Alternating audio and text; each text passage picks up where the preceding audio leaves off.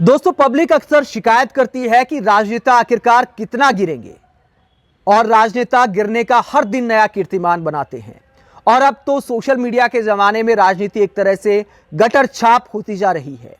UP में Samajwadi party और BJP के बीच जो सोशल मीडिया वाली लड़ाई है वो जिस तरह गटर में उतर गई वो यही दिखाता है।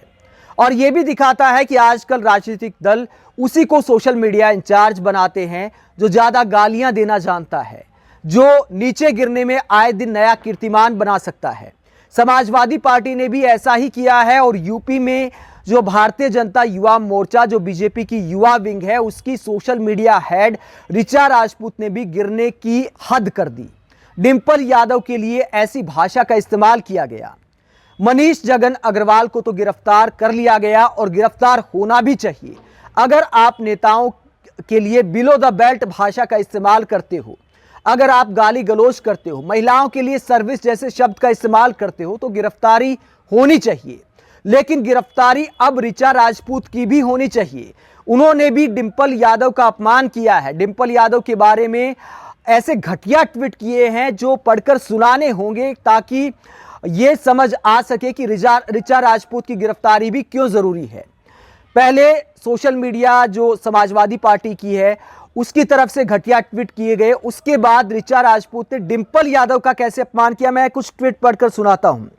डिंपल, भाभी से पूछो टोटी से सही पानी आ रहा है या चाचा के नल से पानी भरना पड़ रहा है। अच्छा ये बताओ, डिंपल जी का गनर गेस्ट हाउस के बाहर खड़ा रहता है जब सीक्रेट मीटिंग चलती है गेस्ट हाउस में। डिंपल भाभी और अदिति खुद वहीं से करवाती हैं सर्जरी।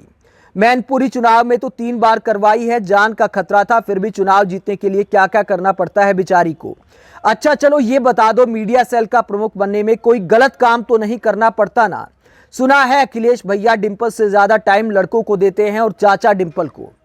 माना समाजवादी पार्टी मीडिया सेल की तरफ से घटिया ट्वीट किए गए ऋचा राजपूत के बारे में, लेकिन क्या उसका बदला एक महिला का अपमान करके देंगी ऋचा राजपूत? एक महिला होकर शर्म आनी चाहिए जिस तरह की भाषा का इस्तेमाल ऋचा राजपूत ने किया।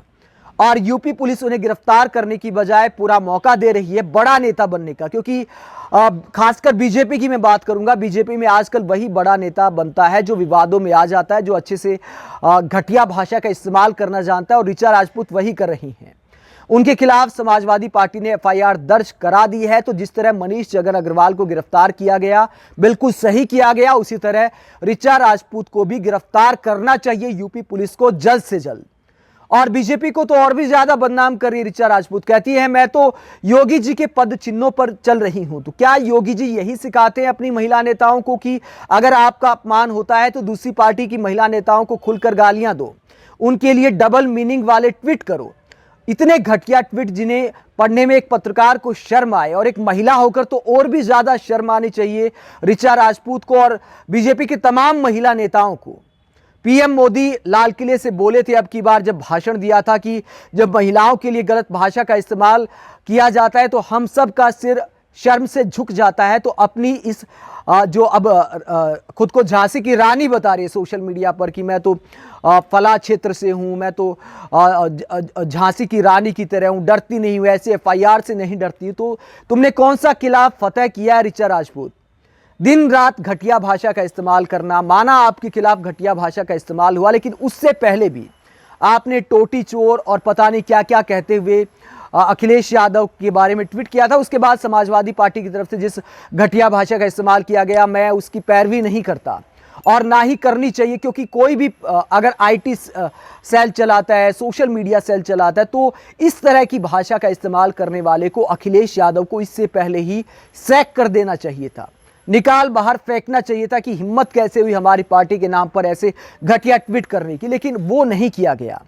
लेकिन ऋचा राजपूत में अगर पहले भी जाओ तो अक्सर मस्करी करना, मजाक उड़ाना, धर्म के नाम पर उकसाऊ ट्वीट करना, घटिया भाषा का इस्तेमाल करना, ये लंबे समय से चला आ रहा है। और खासकर बीजेपी आईटी सेल के जितने भी राज्यों के हेड हैं, खासकर इन सब में सबसे आगे रहते हैं। और यूथ विंग की जो ये हेड है ऋचा राजपूत, इनको भी अब गिरफ्तार करना चाहिए ताकि ये मैसेज जाए कि यूपी पुलिस और कानून सबके लिए बराबर है, ना कि सिर्फ मनीष जगन अग्रवाल को सलाखों के पीछे भेजकर यह संदेश देना कि हमारी नेता के खिलाफ बोलने की हिम्मत कैसे हुई। तो डिंपल यादव का भी सम्मान है जितना ऋचा राजपूत का सम्मान है। और एक महिला को कम से कम अगर खुद का अपमान लगता है तो दूसरी महिला को अपमान देना तो वैसा ही है जैसे मोहल्ले में कई बार लड़ाई होती है और लोग एक दूसरे की माँ बहन को गालियां देने लगते हैं और खासकर महिलाएं भी देने लगती है। वही ऋचा राजपूत ने किया है। और ऐसी मानसिकता वाले लोगों का, ऐसी मानसिकता वाली महिला का किसी पार्टी का सोशल मीडिया हेड बनना, चाहे वो समाजवादी पार्टी हो चाहे बीजेपी हो, दोनों ही गलत है। और पार्टियों को सोचना चाहिए कि जो पढ़े लिखे हों, सुलझे हुए चेहरे हों, उन्हें इस तरह की जिम्मेदारी दी जाए। लेकिन वर्तमान राजनीति के दौर में ऐसा संभव मुझे नहीं लगता। आप इस पूरे मुद्दे पर क्या सोचते हैं? कमेंट बॉक्स पर अपनी राय जरूर दें। आप देखते रहिए पब्लिक मीटर। नमस्कार।